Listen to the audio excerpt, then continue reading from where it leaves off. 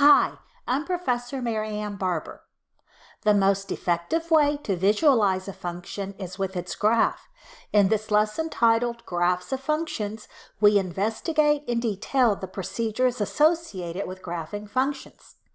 Upon successful completion of this lesson, you will 1. Be able to graph functions by plotting points. 2. Be able to graph piecewise defined functions. 3. Be able to apply the vertical line test to determine if a graph represents a function. And 4. Be able to determine if an equation represents a function. Roman numeral 1, the graph of a function. The graph of a function is formally defined as, if f is a function with domain A, then the graph of f is the set of ordered pairs x comma f of x such that x is an element of A plotted in a coordinate plane. In other words, the graph of f is the set of all points xy such that y equals f of x. That is, the graph of f is the graph of the equation y equals f of x. The graph of a function f gives a picture of the behavior or life history of the function. Graph description.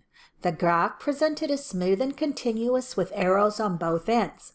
The sketch begins in the second quadrant, increases through the y-axis, and decreases for 2 horizontal units in the first quadrant before it turns and increases again. We read the value of f of x from the graph as being the height of the graph above or below, if that's the case, of the point x. Sketch the graph of f of x equals x squared plus x for x equal to or less than -1, x if x is between -1 and +1, and 2 if x is equal to or greater than +1. F of x is piecewise defined on 3 different intervals. Let's start with the leftmost interval, that is x squared plus x for x equal to or less than -1. In this t-chart, I have 2 columns, x and f of x equals x squared plus x. For x, I've selected values that satisfy the requirement that x is equal to or less than -1. That is, I selected -1, -2, and -3. Now, let's evaluate each of those x choices. In the first piece, x squared plus x. This becomes -1 squared plus -1. -1 squared is +1. 1 plus -1 is 0. Continuing, -2 squared plus -2. -2 squared is +4. 4 plus -2 is +2. And -3 squared plus -3.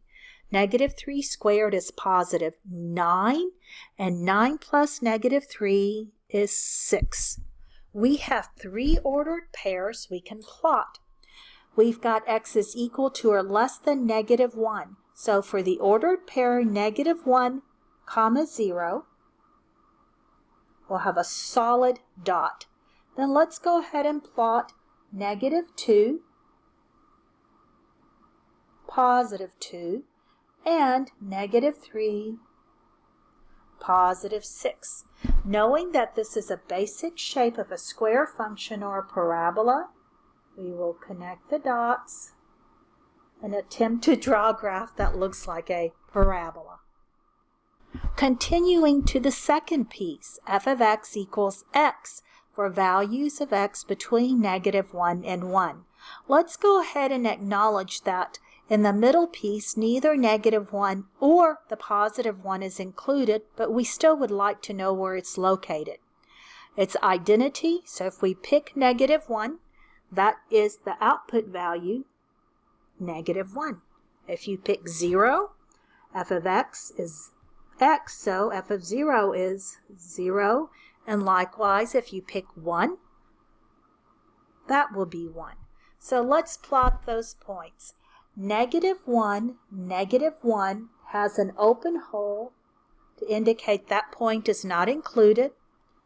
Goes through the origin, and then 1, 1, which is also an open hole. So it looks like a segment. And now we have one piece left to graph. The third piece is f of x equals 2 for x equal to or greater than 1. So that's just a constant line, horizontal line, going through 2. At x equals 1, the value is 2. At x equals 2, the value is 2. At x equals 3, the value is 2. It continues. So the ordered pair 1, 2 is solid because it's equal to or greater than, and we have a horizontal line continuing to the right. Roman numeral 2, some common functions and their graphs. We have a library of common algebraic functions that we frequently encounter. Know each of the function equations and their corresponding graphs. Linear functions f of x equals mx plus b. Take note, when m equals 0, the graph is a horizontal line. This is often called a constant function. Otherwise, the line has an inclination. Power functions. Power functions have the form f of x equals x to the n. N is a positive integer. When n is even, the extreme ends of the graph face the same direction. When n is odd, the extreme ends are facing opposite directions. Root functions. Root functions have the form f of x equals the nth root of x. If the root is an even number, that is, the n is an even number, the function is defined only for non-negatives. Hence, the graphs of an even root function exist only where x is equal to or greater than 0. If the root is odd, however, the function can be defined for x equals negative numbers. For example, the cube root of -27 is -3.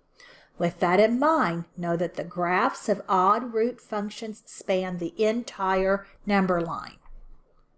Reciprocal functions. Reciprocal functions have the form f of x equals 1 over x to the n. Note that reciprocal functions have a variable x in the denominator. Because the denominator cannot be 0, reciprocal functions have a restricted domain that excludes 0. If the power n of a reciprocal function is even, both pieces of the split graph approach positive infinity near x equals 0.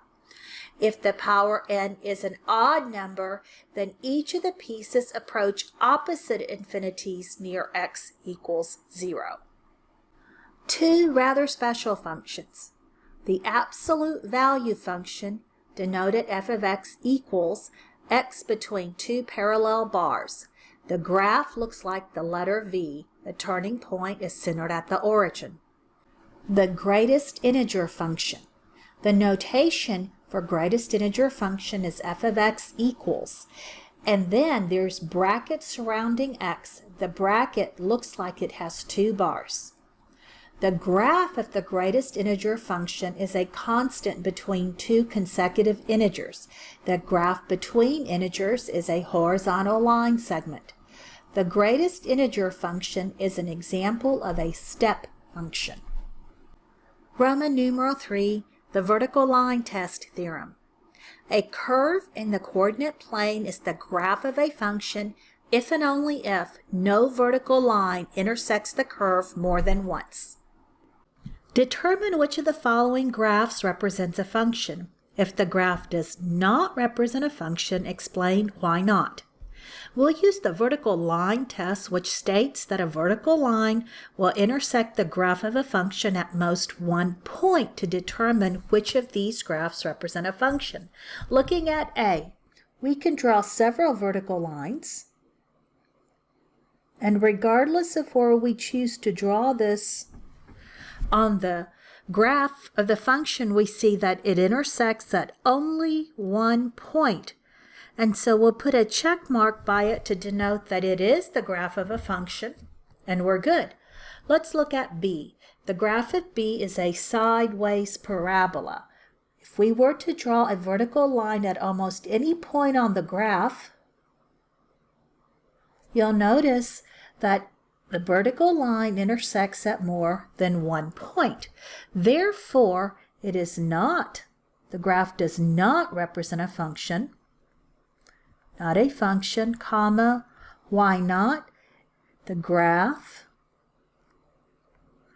fails the vertical line test. Wrote that in a complete sentence. Now let's go to C. That's a graph of a circle. It's got a center in the first quadrant. It really doesn't matter where. A circle has a top and a bottom, which tells us that if you are to draw a vertical line on any part of the circle except the outer extreme, that vertical line will touch or cross the graph of the circle at more than one point. So when that happens, we know this is not a function. Comma. Why not? It is not because the graph fails the vertical line test. And let's look at the graph of D. This is a little bit tricky. I am going to draw a vertical line going through x equals -2. On this piecewise function, it is split. What is important to note, though, is that what looks like the ordered pair -2, +2, it's an open hole. The open hole is the way we draw to indicate nothing is there, so the vertical line actually intersects this piecewise function at only one point on this, and it's at -2, 0. Similarly, if you move over to x equals 3, we are to draw a vertical line. While the line looks like intersects the line segment, it actually doesn't, because the open hole means the graph does not exist there. Therefore, a vertical line drawn anywhere on this piecewise defined function intersects the graph at most one point. Therefore, we'll put a check mark. It satisfies the requirements for a function. Determine whether the equation defines y as a function of x. Part A, 3x squared minus y equals 5. Y is defined as a function of x if for each x there is one and only one output y. So the goal here is to algebraically isolate y. We'll begin with A, subtract 3x squared from both sides. And in so doing, on the left-hand side of the equation, you have minus y is equal to 5 minus 3x squared. Again, we need the y by itself, so let's multiply this entire equation through by a negative. So multiply through by -1. On the left-hand side, -1 times -y is y. And then distributing the negative to 5, so it would be -5. -1 times -3x squared is positive 3x squared. We were able to isolate the y, and it equals only one output, so this is indeed a function. Let's look at part B. The square root of y minus x equals 5. Again, the goal is to get y by itself. So on this equation, let's begin by adding x to both sides. And in so doing, we get that the square root of y is equal to 5 plus x. In order to get the y by itself, we need to square that. So you're going to have the square root of y, quantity squared, and 5 plus x, quantity squared. The square root of y squared is just y, and on the right-hand side, the expression is 5 plus x squared. So that is actually a function. The y is isolated and it equals only one output on the right-hand side. Part C, x equals y to the fourth. To determine if y is a function of x, we look at y to the fourth equals x and try to get y by itself. To do that, we need to take the fourth root.